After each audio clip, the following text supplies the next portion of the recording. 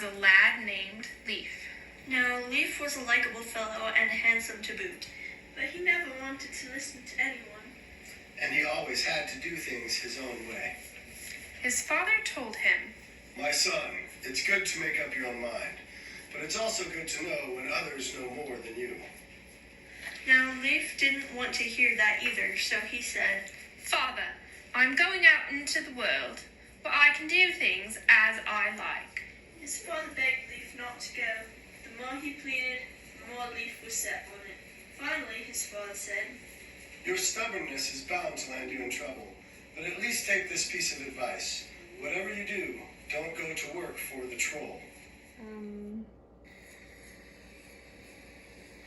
So where do you think Leif went? Right to the house of the troll.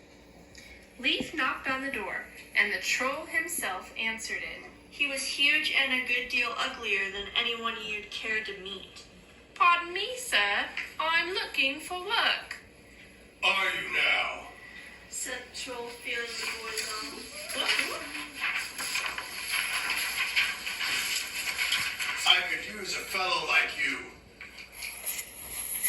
The troll led him into the stable and said, "I'm taking goats to pasture. Since it's your first day, I won't ask much of you. Just shovel out all this dung." "Well, that's kind of you, sir. You're surely easy to please." "But just one thing. Don't go looking through the rooms of the house, or you won't live to tell about it." When the troll had gone, Leif said to himself, "Not look through the house? Why, that's just what I want to do." So Leif went through all the rooms till he came to the kitchen, and there, stirring a big iron pot, was the loveliest maiden he had ever seen. "Good Lord, what are you doing here?"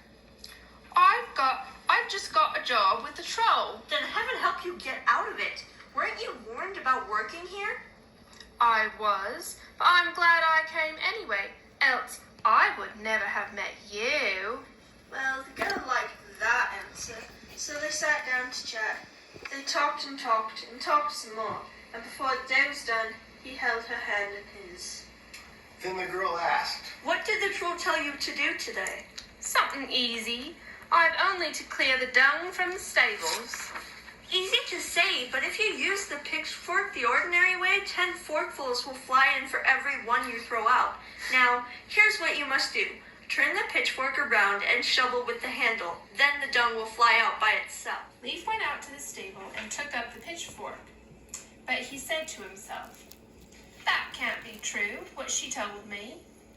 And he shoveled the ordinary way. Within moments, up to his neck in dung. "I guess her way wouldn't hurt to try." So he turned the pitchfork around and shoveled with the hand. In no time at all, the dung was all out, and the stable looked like he had scrubbed. Back to the house, the troll came up with the goats. "Is the stable clean?" "Tight and tidy." And he showed it to him. "You never figured this out yourself. Have you been talking to my master maid?" "Master maid? Now, what sort of thing might that be, sir?" "You'll find out soon enough." The next morning, the troll was again to go off with his goats. He told Leif, "Today I'll give you another easy job. Just go up the hill to pasture and fetch my stallion. "Thank you, sir. That won't be any trouble." But mind you, stay out of the rooms of the house, or I'll make an end of you." When the troll had gone off, Leif went right to the kitchen and sat down again with the girl the troll had called Master Maid. "Didn't the troll threaten you against coming here?" "He did, but he'll have to do worse to keep me away from you." So they talked and talked and talked some more, and before the day was done, he had his arm around her. Then Master Maid asked, "What work did the troll give you today?" "Nothing hard. I just have to fetch his stallion from the hillside." "Yes, but how will you manage? It will charge at you, shooting flame from its mouth and nostrils. But here's how to do it. Take that bridle hanging by the door and hold it before you as you get near. Then the stallion will be tame as a kitty cat." So Leif threw the bridle over his shoulder and went up the hill to the pasture.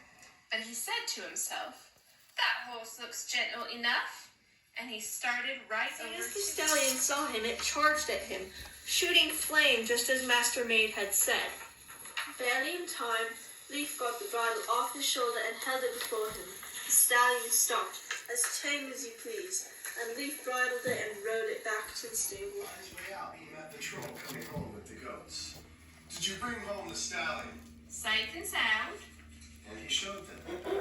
You never figured this out for yourself. Have you been talking to my mastermaid? Mastermaid, didn't you mention that yesterday? I certainly like to know what it is. All in good time. The next morning, before the troll left with the goats, he said, I want you to go to the mountain today and collect my tunnel tax from the fairies. All right, sir. I'm sure I can figure it out. But just keep out of the rooms of the house, or you won't make it through another day. As soon as the troll had left, off went Leaf to the kitchen and once more sat down with Master Maid. Aren't you the least bit afraid of the troll? I am, but not near as much as I am in love with you. So they talked and talked some more, and before the day was done, she gave him a nice big kiss. Then Mastermaid asked, What are you to do for the troll today? Something simple. I'm going to go to the mountain to collect the tunnel tax from the fairies. Simple if you know how. You're lucky, I'm here to tell you. Take that club that's leaning against the wall and strike it against the mountain. That rock will open up, and a fairy will ask you how much you want. Be sure to say just as much as I can carry. So Leaf took the club to the mountain and struck it against the side. The rock split wide open, and out came one of the fairies. Through the crack, Leaf could see the piles and piles of silver, gold, and gems. I've come for the troll's tunnel tax. How much would you like? Asked the fairy. Now, Leaf figured it wouldn't hurt to ask for extra and then keep some for himself, so he said, As much as you can give me. As soon as he said it, silver, gold, and gems came streaming out of the mountain and piled up around him. In a few moments, he was nearly buried, but the treasure kept coming. I've changed my mind. Just as much as I can carry. The pile of treasure flew back into the mountain, and the fairy handed him some. As Leaf arrived back, he met the troll. Did you collect my tax? Done and delivered. He opened the sack, and silver, gold, and gems overflowed onto the ground. You never figured this out for yourself. You've been talking with my mastermaid. Mastermaid, this is the third time you've spoken of it, sir. I wish I could see it for myself. It won't be long now. The next morning, the troll brought Leaf to Mastermaid. Cut him up and throw him in the stew, and wake me when he's done. Then he lay down on a bench and started snoring. Master Maid took a butcher knife down from the wall. You wouldn't. Don't be silly. She pricked the tip of her little finger and squeezed 3 drops of blood onto a 3-legged stool. Then she put some old rags and shoe soles in the stew pot, along with the kitchen garbage and a couple of dead rats and some dung for good measure. Then she gathered a wooden comb, a lump of salt, and a flask of water. Quick! We must flee while we can. Are you sure we need to rush? But Mastermaid pushed him out the door and over to the stable. They saddled 2 mares and rode away at full gallop. Meanwhile, the troll was stirring from his sleep. Without opening his eyes, he called, Is he ready? The first drop of blood answered in Master Maid's voice. Tough as leather. So the troll went back to sleep. A little later, the troll woke again and called. Is he cooked? The second drop of blood said, Still chewy. The troll went to sleep again. At last, the troll woke and called. Isn't he done yet? The third drop of blood said, Tender and juicy. Still half asleep, the troll stumbled over to the pot. He scooped up some stew in a wooden ladle and took a big mouthful.